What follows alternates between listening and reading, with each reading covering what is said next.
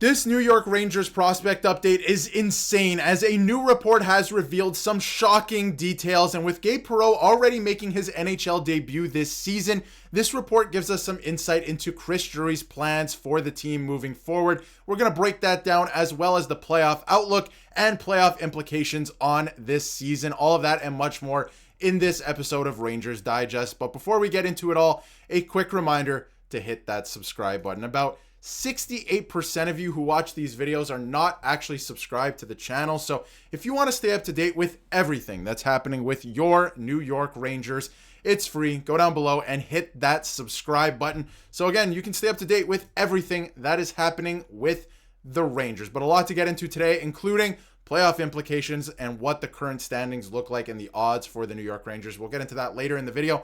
But we do have some interesting prospect updates. And could there be another player joining the Rangers this season? It's looking unlikely, and that is in the way of Drew Fortescue from obviously Boston College as well. And he was actually in attendance to watch Gabe Perreault's NHL debut just a couple days ago.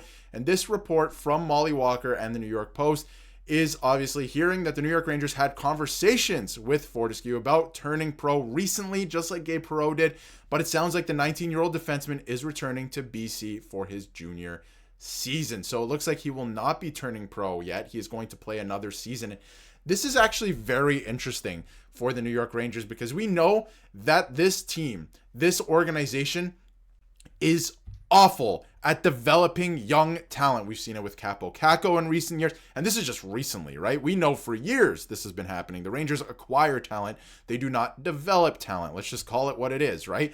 We've seen it with Capo Caco. At this point, we're seeing it with Alexis Lafreniere. Let's call it what it is as well with that. He's not developing into what he should be as a first overall pick. So we're seeing that right now. So I wonder if there's a little bit of seeing what's happened with Gabe Perreault over the last couple days and seeing what this organization has done with players. And he's saying, you know what, I'll hold out because this team is not going for a Stanley Cup right now.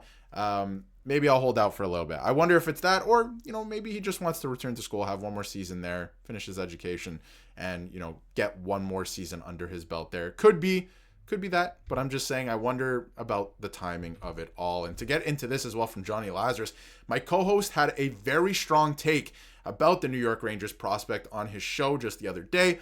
And he said, I'd be more excited about Drew Fortescue than Gabe Perreault today if I am a Rangers fan. Fortescue has more NHL ready, or is more NHL ready today than Gabe Perreault is. And I think that's crazy, considering the Rangers, A, need defensive help. He's a defenseman. And B, the fact that Gabe Perreault is a fantastic player. So if he's actually better than Gabe Perreault, I know different positions and stuff like that, but if he's better than him, I mean, the Rangers might be in good hands if they can learn how to develop players. And I don't think that's a Peter Laviolette thing. I think it's a player development thing, the staff and all of that as well within the organization. But it does have a little bit to do with Peter Laviolette as well. I wonder if a player like Fortescue is looking at Laviolette and going, this guy is, I'm not going to play if this guy is the coach. So I have to wonder about that. But he went on to say, I can see Fortescue being Fox's partner for the remainder of his contract. That guy is the quietest star in college hockey. So some great praise for the Rangers prospect. And this is another guy we won't be seeing soon, but relatively soon, right? Not anytime soon, maybe not next season, right? Maybe at the end of next season, you don't know exactly, right? But around the same time that Gabe Perreault is coming this season. But again, it's going to be interesting to follow him because he's going to be a really good player. And one other thing to note, and what other teams think of this player, because again, sometimes as a fan of a team, you don't maybe underestimate some of your players and maybe they're not going to be as good as you thought.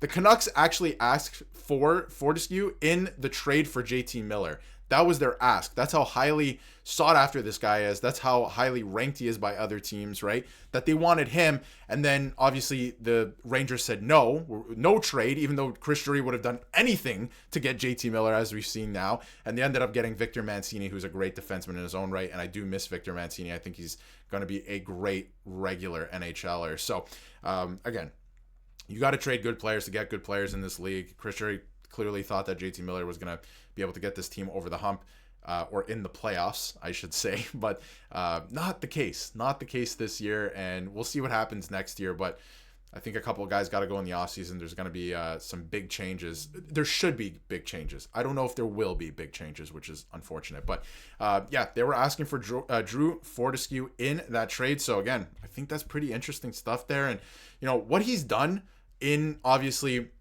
the World Juniors at the college level, the NCAA, right? What he's been able to do there. I mean, look how many minutes he was playing in the World Juniors gold medal game. He played 25 minutes in that game in a high stakes game.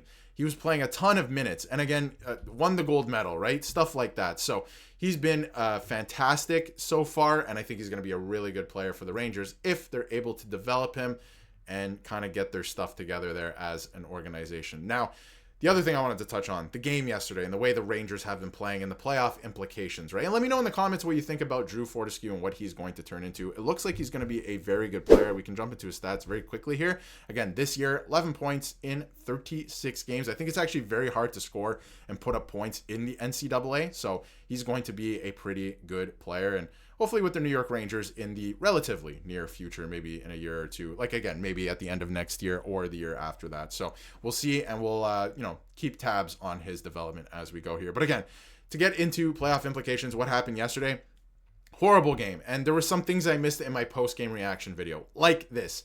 Zibanejad, like, get engaged, Zibanejad. Like, we're not going anywhere if you're not going to be getting engaged in stuff like this, and you're not going to find success in the playoffs if you're not roughing it up a little bit and standing up for your teammates.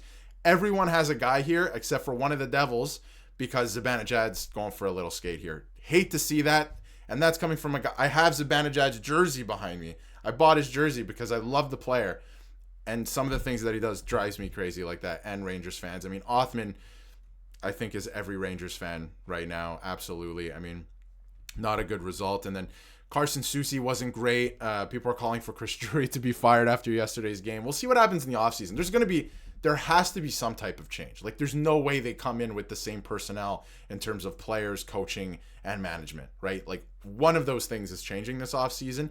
Or if it doesn't, I mean, you're gonna get the exact same result next season. So plus JT Miller, you might get a few more goals scored, but you'll get the same result defensively as well. So a team that needed a miracle to make the playoffs traded a pretty good pick for a horrible defenseman with term. Carson Soucy is turning into a real problem with this team. He was scratched as soon as he was traded for multiple games, and now that he's back in games, he's making egregious mistakes. And I think I actually have the clip here of one of the mistakes from today. I mean, I have no idea. Who are you covering on this play? You can see this from yesterday's game. He's not covering anyone, and then when he finally does find somebody to cover, they end up scoring. He's been horrible. He's been absolutely horrible. So that trade hasn't looked good. In my video, I said it's a good, depth option, but then all of a sudden he's playing with Adam Fox. It's been a bit of a disaster. But again, the fan reaction on X, on Reddit, all of that is much like this. A lot of people are saying this is the most embarrassing Rangers team. A lot of people don't want Keandre Miller to return. Obviously, they're going to have to figure out something with that contract, right? And the player, that is, because he is under team control still. So that's going to be interesting. And the power play has been such a problem. The special teams, they've been outscored on the power play. Like, the penalty kills that they're facing have outscored them the last little while. They have 2 goals for on the power play, 3 goals against. It's been horrible, absolutely horrible. And when you look at the playoff outlook right now, the Ottawa Senators have kind of run away with things. They're going to make the playoffs in that first wild card spot. They actually might even sneak into a divisional spot in the Atlantic. They're only like 4 points behind at this point. So going to be interesting to follow that. The Montreal Canadiens, big 4-point swing last night with them winning and coming back against the Philadelphia Flyers. And the Rangers dropping that game against the Devils now is looking that much worse. You're 4 points back. There's no more games in hand, so at least there's that, right? You do have Detroit right behind you. Columbus lost last night to the Toronto Maple Leafs. They still have a game in hand, but that was a big one too. They can still tie you with that game in hand, but that's not going to do anything. You're going for that last wild card spot. So it's going to be interesting to keep tabs on Montreal. They don't have the toughest schedule. It's not the easiest schedule either, but the Rangers have one of the toughest schedules down the stretch in the last 6 games of the season here. So we're going to keep tabs on it here on the channel. We're going to keep you up to date with everything that happens with the New York Rangers. But let me know in the comments what you think of the current playoff push.